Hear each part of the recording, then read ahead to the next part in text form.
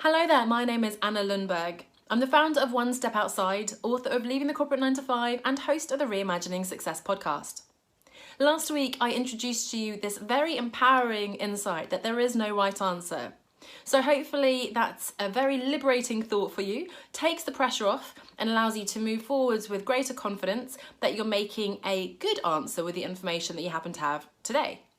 However, with that information, I want to talk this week about the fact that you will never have complete information. You will never be able to make the perfect decision. Only with hindsight will we know exactly what's happened.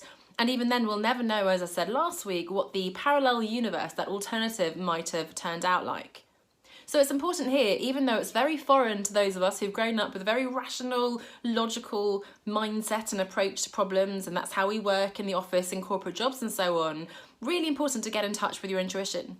So back in 2013, when I quit my job without a plan, it was very much an instinctive, intuitive, gut feel type of decision. It was heart over head. That's not to say that I didn't spend a lot of time agonising over the pros and cons and writing lists and so on, but let's be honest, the rational side of my brain would say that quitting my job without a plan probably wasn't the right decision. However, I felt deep down in my very being that this was absolutely the right thing for me. And this can be applied to anything, whether it's working with a particular coach or investing in a program. It might be that it sounds like it's really a massive investment. On paper, it doesn't quite make sense and you're thinking, hang on, I'm investing before I'm earning money with a business and so on. But your gut instinct tells you, no, I need to work with this person. They have what I need and this person is going to help me to get to where I need to be with the business. Likewise, it might be the opposite. It might be that actually someone's quite cheap and you're thinking, oh yeah, I can do that and I can use this free stuff and so on. But your instinct is telling you, hang on a second, this doesn't feel like the right fit. This isn't going to help me. And in fact, it's going to be a waste of money, even if it's a little bit of money, waste of time and effort as well if something is free. So you can really apply this to absolutely any decision in your life, but I'd really encourage you to reflect on how can you get more in touch with your intuition.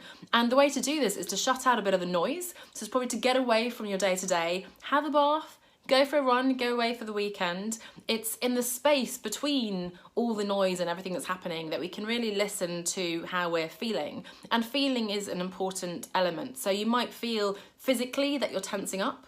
You might be frowning. You might feel that this kind of lump in the bottom of your stomach. There might be different ways in which it manifests for you. But I think deep down you do know what it is you'd like to do, what your big audacious dream is, and you're just not quite admitting it. And I think you do know whether this is the right decision or not for you. But it's an instinctive thought, feeling that you can't quite articulate. So maybe that's okay. Maybe on paper, and I'm not saying you shouldn't do the due diligence of checking the maths and the financials and so on, but maybe ultimately, and most probably definitely, the decision should be made based on that gut feel, a little bit heart over head. So I'll leave you with that. Again, we're exploring this in more detail on the Reimagining Success podcast, new episode on Thursday. You can find that on all the major podcast apps. Love to hear your thoughts on this and looking forward to seeing you next week. Bye for now.